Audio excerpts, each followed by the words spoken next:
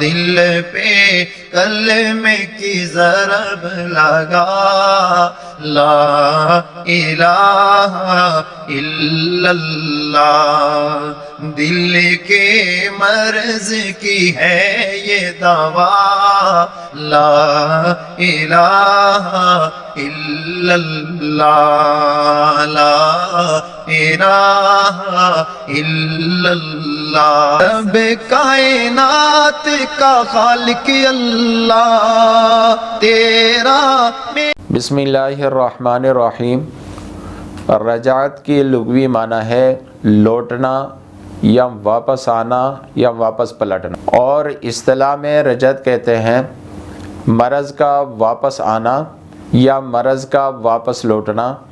یا کسی مرض کا حملہ آور ہونا۔ اس کے مختلف اسباب ہیں، ہم انشاءاللہ العزیز اس ویڈیو کے اندر آپ کو یہ بتائیں گے کہ رجعت کے اسباب کون سے ہیں،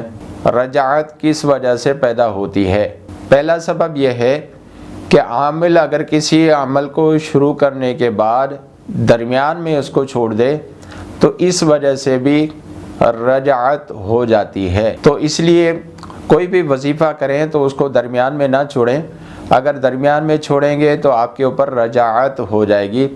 تو اس کا احتیاط کریں۔ جب بھی کسی عمل کو آپ لیں تو اس کو مکمل لازمی کریں، درمیان میں چھوڑنے کی ضرورت نہیں ہے۔ اور دوسرا سبب یہ ہے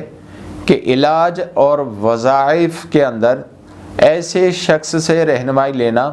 کہ جس نے کبھی خود عمل نہ کیا ہو یا کبھی اس نے کبھی خود علاج نہ کی ہو، تو اس وجہ سے بھی انسان کے اوپر رجعت ہو جاتی ہے۔ تو لہذا ایسے بندے سے کبھی بھی وظائف نہ لیں جس نے وہ عمل خود نہ کیا ہو یا وہ وظیفہ اس نے خود نہ کیا ہو۔ اور تیسرا سبب یہ ہے کہ جادو اور جنات کی وجہ سے بھی انسان کے اوپر رجعت ہو جاتی ہے، اور بار بار اس بندے کے اوپر مرض کا حملہ ہوتا ہے۔ بعض دفعہ ہفتے میں ایک مرتبہ ہوتا ہے، اور بعض دفعہ مہینے کے اندر ہوتا ہے، اور بعض دفعہ سال میں ایک مرتبہ ہوتا ہے، اور وہ مرض بار بار لوٹ کر واپس آتا ہے، اور بعض دفعہ کسی خاص وقت اور خاص دن کے اندر بھی رجعت ہو جاتی ہے۔ اور ایک سبب یہ بھی ہے کہ کسی عمل کو کرتے ہوئے بھی انسان کے اوپر رجعت ہو جاتی ہے، اور ایک سبب یہ بھی ہے کہ مریض کا علاج کرتے ہوئے عامل کے اوپر بھی اٹیک ہوتا ہے، جس کی وجہ سے عامل کے اوپر رجعت ہو جاتی ہے، اور عامل کے اوپر بار بار وہ مرض لوٹ آتا ہے، اور عامل جو ہے وہ رجعت کا شکار ہو جاتا ہے۔ اور اس بات کی یہ علامت ہے کہ مریض کے اوپر سے وہ مرض ختم ہو جاتا ہے۔ اور رجعت کا ایک سبب یہ بھی ہے کہ روزانہ کی بنیاد پر جو معمولات انسان کرتا ہے، اگر اس میں کوئی کمی پیشی ہو جائے تو اس کی وجہ سے بھی انسان کے اوپر رجعت ہو جاتی ہے۔ تو انسان کبھی بھی اپنے معمولات کو پیچھے نہ رکھے، بلکہ ہمیشہ یہ احتیاط کرے کہ جو معمولات میں کر رہا ہوں اس کو روزانہ کی بنیاد پر معمولات کرتا رہوں، ورنہ معمولات میں کمزوری کی وجہ سے انسان کے اوپر رجعت ہو جاتی ہے۔ اور کبھی کبھار ایسا بھی ہوتا ہے کہ سلسلے کے اوپر بدگمانی ہو جائے یا اپنے شیخ پر بدگمانی ہو جائے،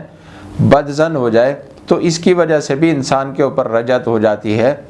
کیونکہ شیطان انسان کا کھلا دشمن ہے۔ کبھی کبھار شیطان انسان کے دل میں یہ وسوسے ڈالتا ہے اپنے شیخ کے بارے میں یا سلسلے کے بارے میں، تو ایسا سوچنے کی وجہ سے، غلط گمان کرنے کی وجہ سے بھی انسان کے اوپر رجعت ہو جاتی ہے۔ تو اس میں یہ احتیاط کرنا چاہیے کہ کبھی بھی سلسلے سے بدگمان نہ ہو اور کبھی بھی اپنے شیخ سے بدگمان نہ ہو، تاکہ رجعت سے بچا جا سکے۔ اور ایک سبب رجعت کا یہ بھی ہے کہ اپنے شیخ صاحب سے کافی مدت سے، کئی عرصے سے ملاقات نہ ہوئی ہو، تو ایسا کرنے سے بھی انسان کے اوپر رجعت ہو جاتی ہے۔ شیخ صاحب سے رابطے کو مضبوط کریں اور کوشش کریں کہ روزانہ کی بنیاد پر شیخ صاحب سے ملاقات ہو۔ اگر روزانہ کی بنیاد پہ نہیں ہو سکتا تو کم از کم ہفتے میں ایک مرتبہ ضرور کریں۔ اگر ہفتے میں بھی ممکن نہیں ہے، اگر وہ مرید دور بیٹھا ہوا ہے تو وہ کم از کم مہینے میں 1 یا 2 چکر لازمی لگائے، تاکہ صحبت شیخ کے اندر بیٹھ سکے، اور صحبت شیخ میں بیٹھنے کی وجہ سے انسان کے اوپر سے رجعت ختم ہو جاتی ہے۔ اور اسی طرح اور ایک سبب یہ بھی ہے کہ اپنے سلسلے یا اپنے شیخ کے بتائے ہوئے قواعد اور ضوابط کے خلاف اگر کوئی عمل کیا تو اس کی وجہ سے بھی انسان کے اوپر رجعت آ جاتی ہے۔ لہٰذا جب بھی شیخ آپ کو کوئی وظیفہ دے اور اس کے قواعد بھی آپ کو بتائے تو آپ کے اوپر لازم ہے کہ اس کے قواعد اور ضوابط کا لحاظ کرتے ہوئے اس وظیفے کو من وعن ایسے ہی کرنا ہے جیسے شیخ صاحب نے آپ کو اجازت دی ہے یا جیسے شیخ صاحب نے آپ کو طریقہ بتایا ہے۔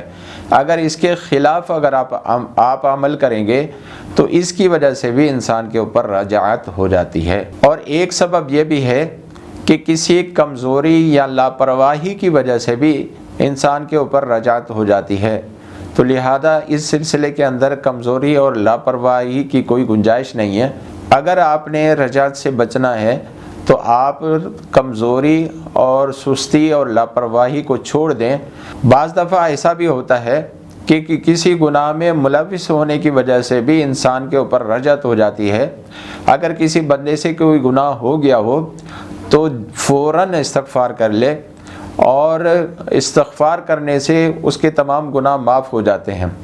لیکن اگر کوئی گناہ ایسا ہے جس کو وہ چھوڑ بھی نہیں سکتا اور بار بار اس گناہ کو کر رہا ہے تو اس کی وجہ سے بھی انسان کے اوپر رجعت آتی ہے،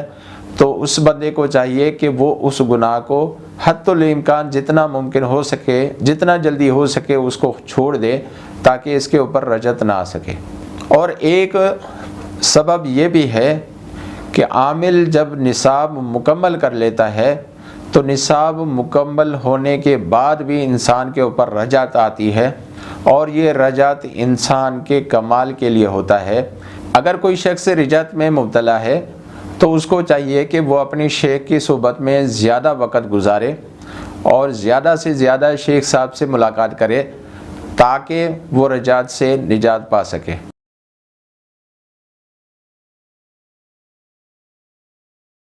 دل پہ کلمے کی ضرب لگا، لا الہ الا اللہ، دل کے